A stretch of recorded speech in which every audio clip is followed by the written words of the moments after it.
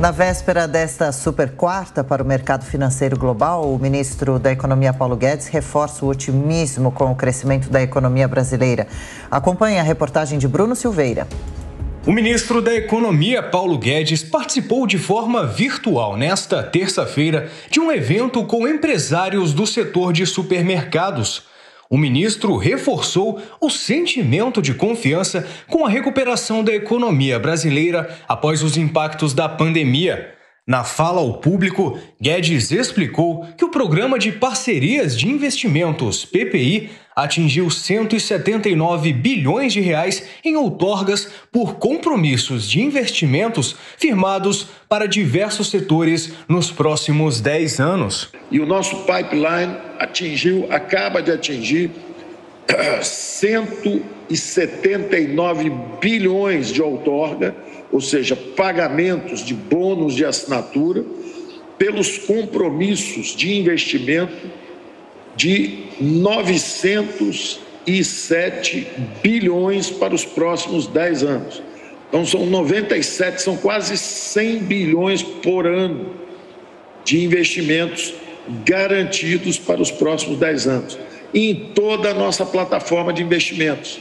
Então, estamos falando de 5G, telecomunicações, mineração, gás natural, petróleo, energia solar, energia eólica, energia hidroelétrica, cabotagem, setor elétrico, portos, ferrovias. Segundo Paulo Guedes, reuniões nesta terça-feira no Ministério da Economia definiram novos projetos dentro do Programa de Parcerias de Investimento para os próximos 10 anos. A Companhia Docas do Rio de Janeiro e a do Pará passaram em estudos para futura privatização. O ministro também afirmou que vai tentar, para ainda este ano, a privatização do Porto de Santos. No discurso, Paulo Guedes aproveitou para fazer um balanço sobre a evolução da economia brasileira em comparação ao cenário econômico mundial em 2022. O Brasil é a economia com o maior crescimento esse ano no G7.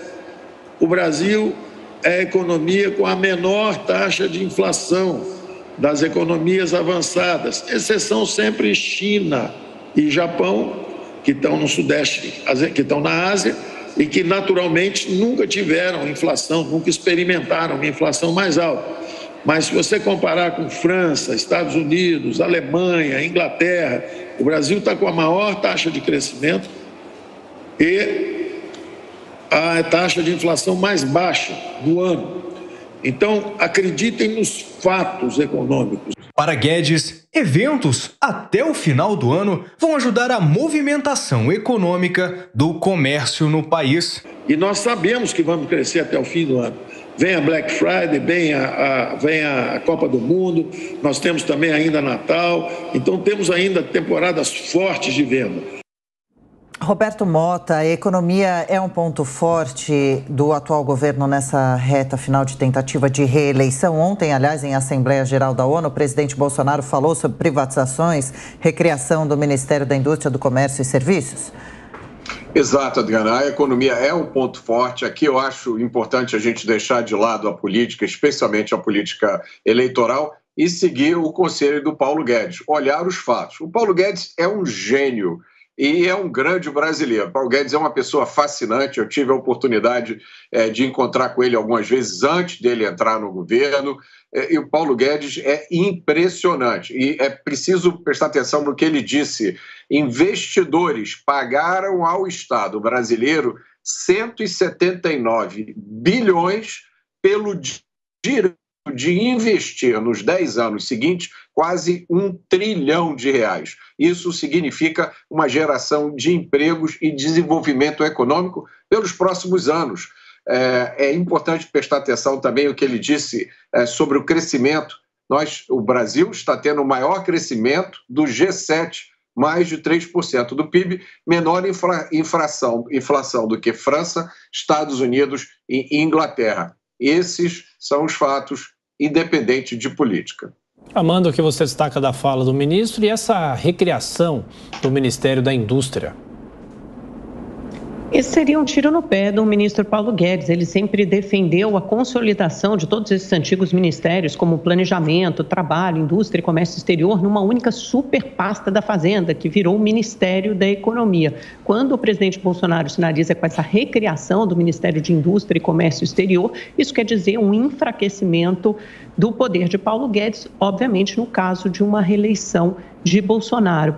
Eu queria chamar a atenção para um ponto, Thiago, que eu acho muito válido, que é dessa melhora da economia, que de fato acontece, os indicadores são melhores, né? O desemprego caiu, a projeção de inflação melhorou, a projeção de crescimento também aumentou, e quando a gente fala que isso vai na contramão de outras grandes economias, como Inglaterra, França, Estados Unidos, é porque essas economias têm sido muito afetadas pela guerra com a Ucrânia, a crise energética que se avizinha, o aumento da inflação, e os bancos centrais desses países estão começando agora o ciclo de alta de juros. Isso notadamente terá um efeito sobre a vida do cidadão. Quando nós olhamos para a nossa economia, acho que há duas perguntas que se impõem. Primeiro, se isso se trata de um crescimento sustentável. Se você for olhar o boletim Focus, que é a expectativa do mercado para o crescimento do ano que vem, já é um crescimento muito menor, com uma pressão enorme que haverá de aumento de salários, de manutenção de desonerações de impostos. Aliás, algumas dessas o presidente Bolsonaro já se comprometeu e o ex-presidente Lula também, que são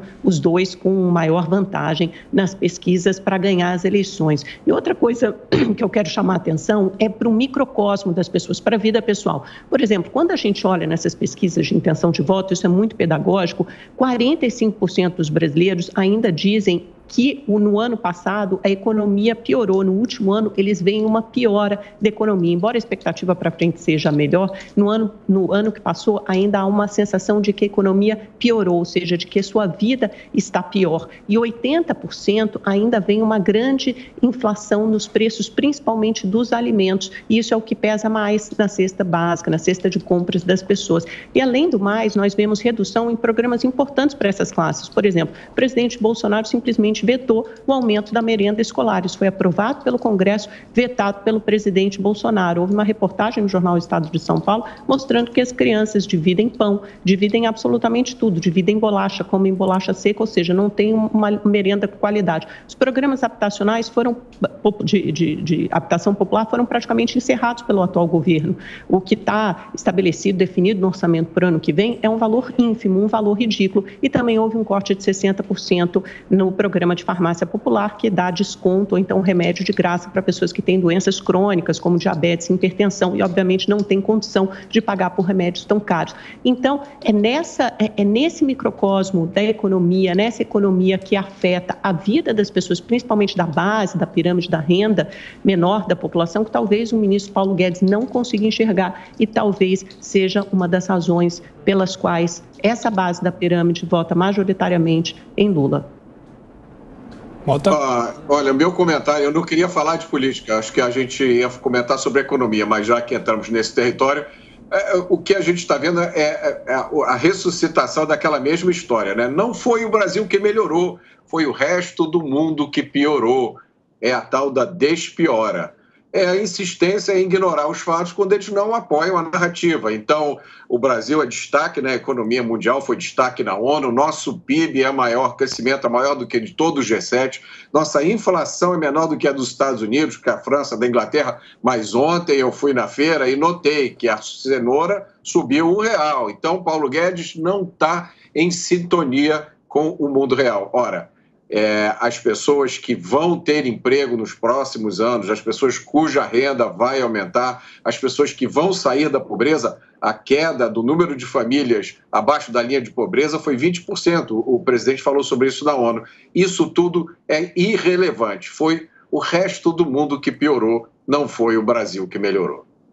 Mota, não sei a que estudo em particular o presidente Bolsonaro se referiu quando ele diz que a extrema pobreza caiu 20%, ele não fez essa referência, então realmente eu não sei de onde exatamente vem esse número, mas eu sei que as pessoas continuam sofrendo muito com a inflação de alimentos e é só você perguntar a qualquer um, é que o presidente Bolsonaro acha que ele mora num país onde as pessoas não passam fome, mas se eu sair aqui pela porta da minha casa, no primeiro sinal que eu paro, com o meu carro, há meninos, crianças com cartazes pedindo comida, inclusive com o telefone do Pix, porque hoje as pessoas não andam com mais dinheiro. Então, essa é a realidade do Brasil. Infelizmente, a gente mora num país em que há uma desigualdade social, e essa sim é a maior chaga do país, e não comunismo, ideologia de gêneros, ou aborto, ou drogas, é sim a desigualdade social, que talvez alguns governantes ou alguns ministros não tenham sensibilidade suficiente para perceber. Então, sim, moramos num país em que há 33 milhões de pessoas que passam fome, apesar de ser um grande exportador de alimentos para o resto do mundo, onde o presidente Bolsonaro também fez referência.